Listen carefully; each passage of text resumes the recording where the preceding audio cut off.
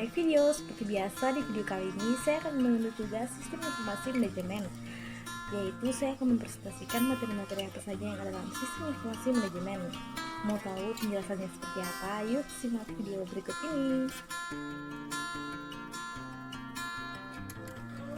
Oke guys, kita masuk pada pembahasan yang pertama, yaitu bab 3 mengenai sistem informasi manajemen. Poin yang pertama yaitu sistem informasi. Sistem informasi sebagai kumpulan atau grup dari subsistem atau bagian atau komponen apapun, baik fisik ataupun non-fisik, yang saling berhubungan satu sama lain dan bekerja sama secara harmonis untuk mencapai satu tujuan, yaitu mengolah data menjadi informasi yang berarti dan berguna. New Approximation to Organization and Technology mengatakan bahwa sistem informasi merupakan komponen-komponen yang saling berhubungan dan bekerja sama untuk mengumpulkan, memproses, menyimpan, dan mendistribusikan informasi tersebut untuk mendukung proses pengambilan keputusan, koordinasi, dan pengendalian. Poin yang kedua, alat pengolah dalam sistem informasi.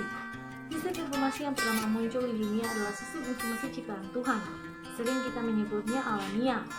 Sistem informasi ini hampir pasti terjadi di semua makhluk ciptaan Tuhan, seperti burung mengeluarkan suara tertentu sebagai tanda memanggil lawan jenisnya. Pada kehidupan manusia pun sebelumnya sudah ada sistem informasi yang berpusat di otak manusia yang dikenal sebagai kognisi. Otak manusia memiliki dua macam memori, yakni memori jangka panjang dan memori jangka pendek. Yang pertama, manual atau bantuan. Perubahan peradaban dan kebutuhan menuntut mereka untuk menciptakan alat-alat baru yang dapat digunakan selain untuk mengolah data, juga untuk mengingat. Yang kedua, mekanik atau bantuan. Ada dua macam alat mekanik yang membantu otak manusia dalam menghasilkan suatu informasi saat itu, adalah mesin tik dan mesin berjumlah. Yang ketiga, elektrik atau bantuan. Peralatan mekanik digerakkan oleh manusia, sedangkan peralatan elektrik digerakkan oleh listrik. Yang keempat, elektronik atau bantuan, yaitu pengolahan data yang menggunakan peralatan elektronik, dikenalkan dengan electronic data processing. Berikut poin yang ketiga, komponen sistem informasi berbasis komputer. Subsistem merupakan pengelompokan dari beberapa komponen yang lebih kecil. Bagaimana mereka mengelompokkan tergantung kepada interpretasi mereka. Komponen sistem sebagai berikut. Yang pertama, perangkat keras atau hardware. Yang kedua, perangkat lunak atau software. Yang ketiga, manusia atau brainware. Yang keempat, prosedur atau prosedur. Yang kelima, basis data atau database. Dan yang kelima, jaringan komunikasi atau communication network. Berikut poin keempat, sistem informasi dan organisasi. Menurut sudut pandang organisasi, komponen penting lainnya dalam suatu organisasi dapat berupa tempat bekerja, budaya, kekayaan, dan pengaruh di suatu organisasi. Yang pertama, tempat kerja merupakan tempat di mana sumber daya manusia membuat dan memasarkan produk dan jasa. Yang kedua, sumber daya manusia operasional merupakan sumber daya manusia yang berhubungan langsung dengan proses produksi dan pelayanan. Yang ketiga, budaya usaha, yaitu merupakan cara-cara yang dilakukan oleh para karyawan dalam suatu organisasi yang dapat menjadi perekat sosial di dalam organisasi tersebut. Yang keempat, kekayaan. Kekayaan merupakan perusahaan dapat didefinisikan dengan cara yang berbeda.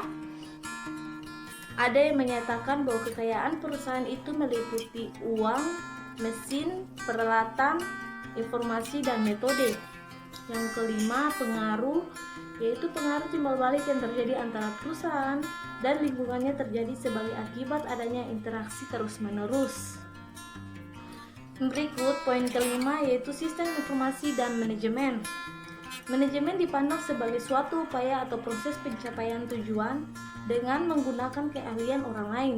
Sistem informasi manajemen merupakan kumpulan dari sub-subsistem yang paling berhubungan satu sama lain dan bekerja sama secara harmonis untuk mencapai satu tujuan, yaitu mengolah data menjadi informasi yang diperlukan oleh manajemen dalam proses pengambilan keputusan saat melaksanakan fungsinya.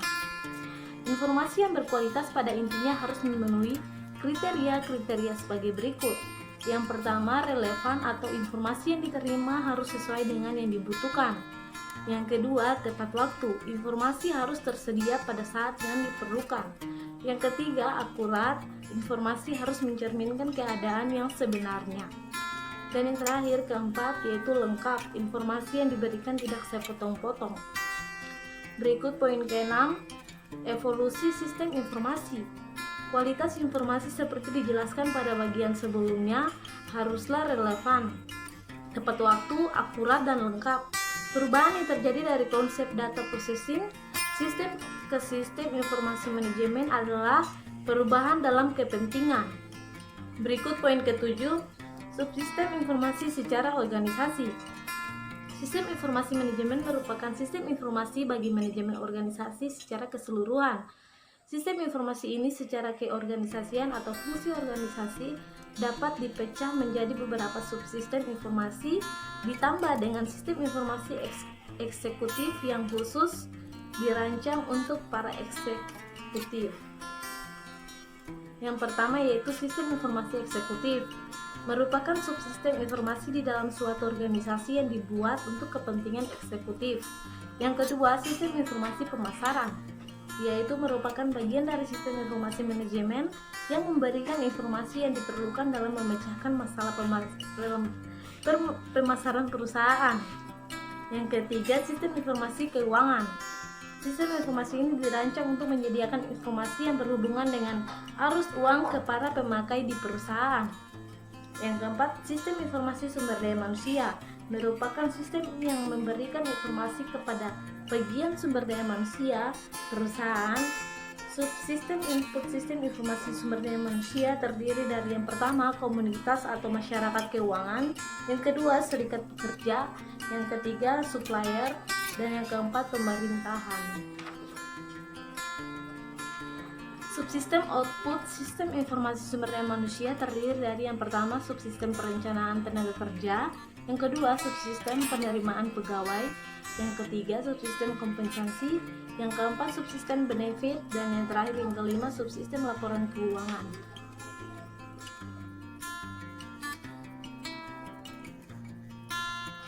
Oke, kita masuk pada pembahasan yang berikutnya yaitu bab 5 mengenai hardware. Poin yang pertama, peralatan input. Peralatan input merupakan alat-alat yang dapat digunakan untuk memasukkan data ke dalam komputer. Beberapa peralatan input antara lain yang pertama, keyboard, biasa digunakan untuk memasukkan data dalam bentuk teks ke komputer. Yang kedua, mouse merupakan alat yang dapat digunakan sebagai pointer. Mouse digunakan untuk mempercepat perpindahan lokasi kursor dibandingkan bila menggunakan keyboard. Yang ketiga, kamera video yang digunakan untuk menyimpan data gambar yang dapat bergerak juga bersuara. Scanner merupakan alat yang dapat digunakan untuk memasukkan data dalam bentuk image.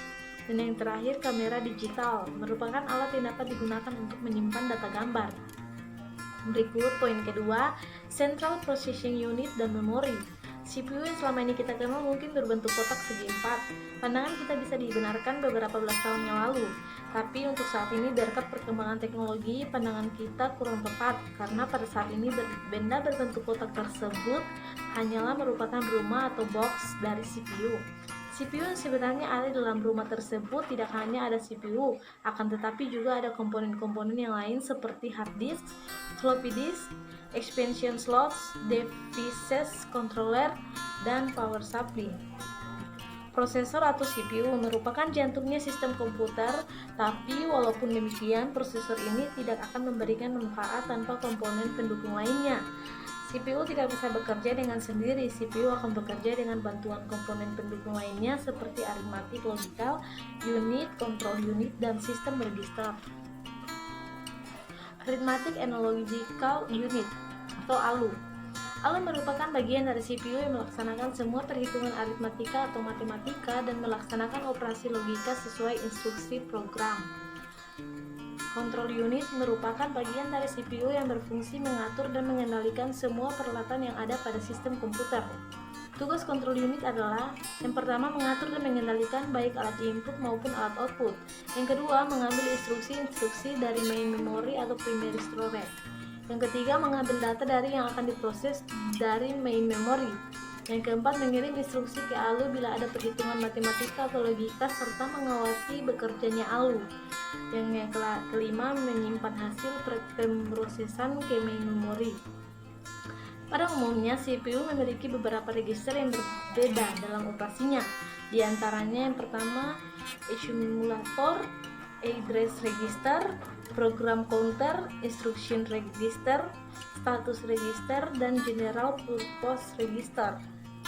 Nah, untuk memenuhi kriteria sebagai kebutuhan penyimpanan data seperti yang dijelaskan di atas, struktur RAM dibagi menjadi 4 bagian, yaitu yang pertama, input storage, digunakan untuk menampung input yang dimasukkan melalui alat input. Yang kedua, program storage, digunakan untuk menyimpan semua instruksi-instruksi program yang akan diproses.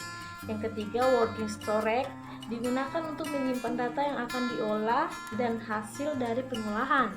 Dan yang keempat, output storage, digunakan untuk menampung hasil akhir dari pengolahan data. Motherboard merupakan papan rangkaian tercetak yang berfungsi sebagai tempat penampungan komponen-komponen pendukung suatu sistem komputer. Driver card merupakan papan rangkaian tercetak yang berfungsi untuk memperluas kemampuan atau expansion suatu sistem komputer. Poin yang ketiga, peralatan output atau output device. Peralatan output merupakan peralatan-peralatan yang digunakan untuk mengeluarkan informasi hasil pengolahan data. Ada beberapa macam peralatan output yang bisa digunakan di sini, yakni yang pertama, printer, merupakan peralatan yang digunakan untuk mengeluarkan informasi hasil pengolahan data ke kertas atau transparansi. Yang kedua, layar monitor, merupakan alat yang digunakan untuk menayangkan hasil pengolahan data atau informasi dalam bentuk visual. Yang ketiga, head mount display atau HMD, merupakan alat yang digunakan untuk menayangkan hasil pengolahan data atau informasi dalam bentuk visual pada monitor yang ditempelkan di depan mata. Dan yang keempat, LCD, merupakan alat yang digunakan untuk menayangkan hasil pengolahan data atau informasi dengan cara memancarkan atau memproyeksikan ke dinding atau bidang lainnya yang vertikal. Berikut poin yang keempat atau yang terakhir, peralatan komunikasi. Peralatan komunikasi adalah peralatan-peralatan yang harus digunakan agar komunikasi dapat bisa berjalan dengan baik.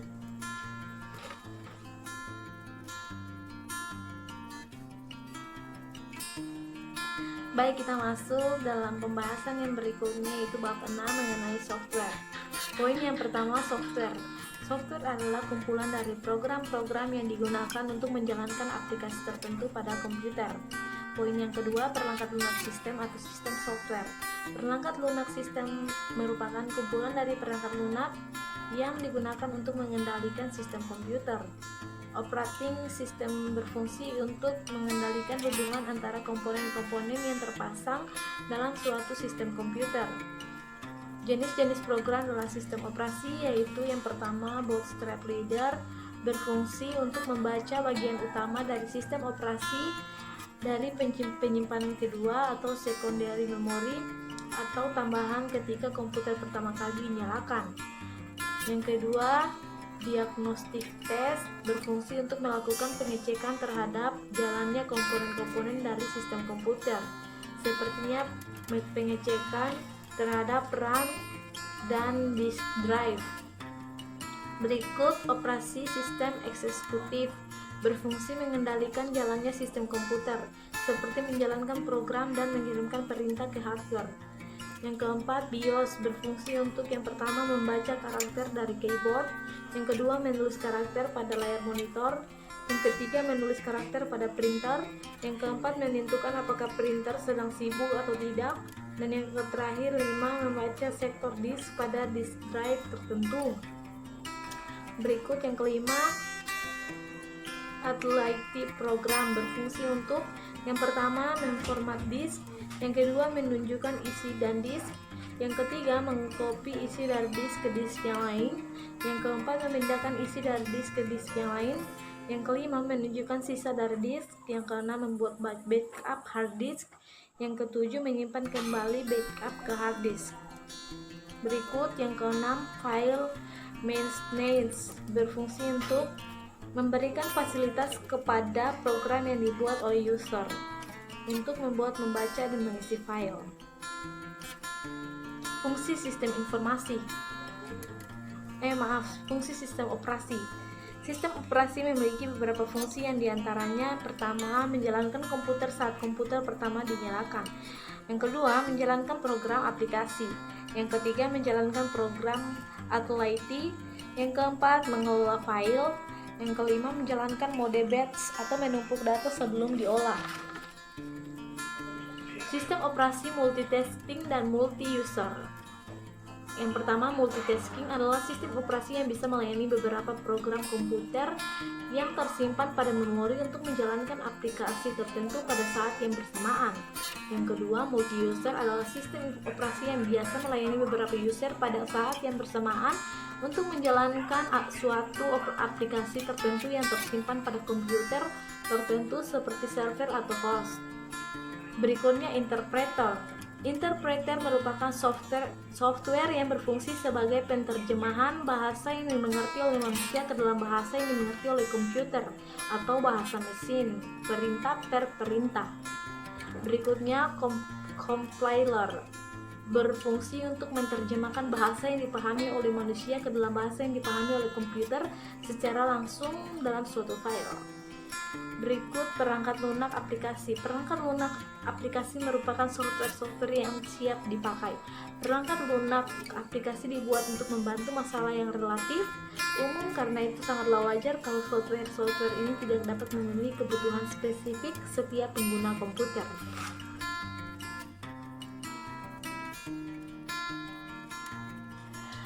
Oke, kita masuk pada pembahasan yang terakhir, yaitu bab 7 mengenai brainware. Poin yang pertama, SDM, sistem informasi.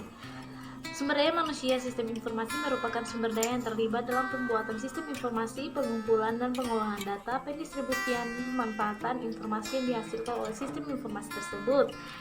Pemilik suatu sistem informasi. Para pemilik sistem informasi tersebut di atas merupakan sponsor terhadap dikembangnya sistem informasi.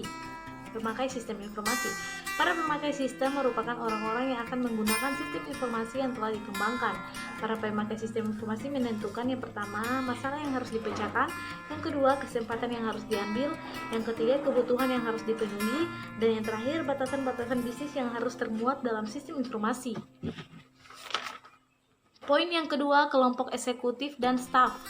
Para eksekutif bertanggung jawab terhadap perencanaan dan pengendalian organisasi untuk jangka panjang. Poin yang ketiga, manajer komunikasi data. Manajer komunikasi data bertanggung jawab dalam menjamin bahwa fasilitas komunikasi yang ada siap melayani kebutuhan organisasi untuk transformasi data baik secara internal maupun eksternal.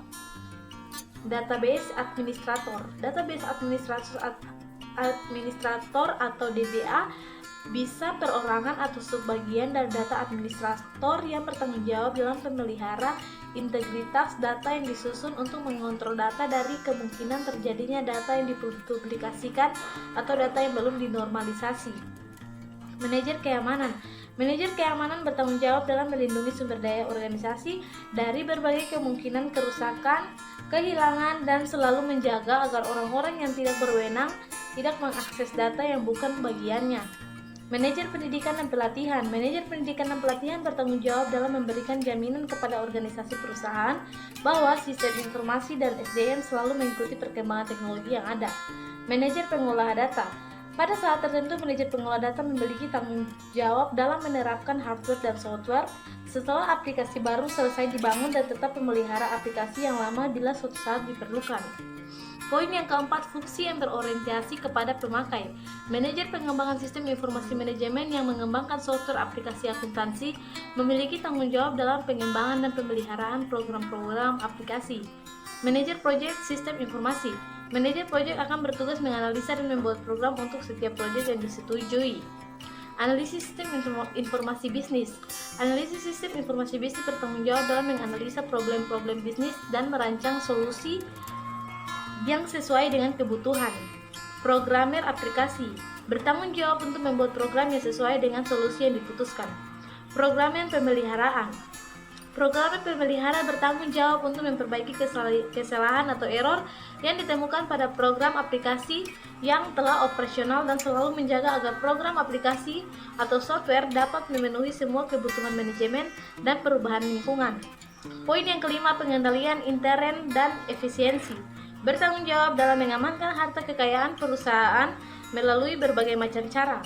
Yang pertama, manajer operasi. Manajer operasi bertanggung jawab dalam penggunaan komputer sehari-hari secara efisien. Yang kedua, kepala pengendalian produksi. Yang ketiga, kepala operator. Kepala bagian operator bertanggung jawab terhadap pemasukan data ke dalam komputer. Dan yang kelima, manajer sistem. Manajer sistem bertanggung jawab terhadap implementasi dan pemeliharaan sistem operasi dan software lainnya setingkat sistem. Poin yang keenam, SDM bagian akuntansi. SDM bagian akuntansi dalam suatu perusahaan yang besar meliputi fungsi-fungsi manajerial, keuangan, dan akuntansi biaya. Secara lengkapnya, tugas yang harus dilakukan oleh bagian ini adalah: yang pertama, mengelola hutang perusahaan; yang kedua, mengelola investasi perusahaan; yang ketiga, mengelola mata uang asing; yang keempat, mengelola arus kas; yang kelima, mengelola saham perusahaan; yang keenam, mengelola program asuransi; yang ketujuh, mengepalai staf bagian keuangan; yang kedelapan, mendanai kebutuhan jangka panjang dan pendek; dan yang kedelapan, merencanakan kebutuhan keuangan perusahaan; yang kesembilan, membantu masalah keuangan wakil presiden direktur; yang kesepuluh, memiliki sumber daya menegosiasikan pinjaman, rencana pembayaran, dan pembuatan persetujuan kontrak; yang kesebelas, memberikan supervisi; dan yang terakhir, mempererat hubungan. Berikutnya, pengendalian oleh kepala bagian keuangan. Fungsi pengendalian secara tradisional meliputi pemeliharaan, general ledger, mempersiapkan laporan-laporan keuangan, dan perpajakan. Girl, they but, girl, they, oh, they, oh, they, but, girl, they, oh, they.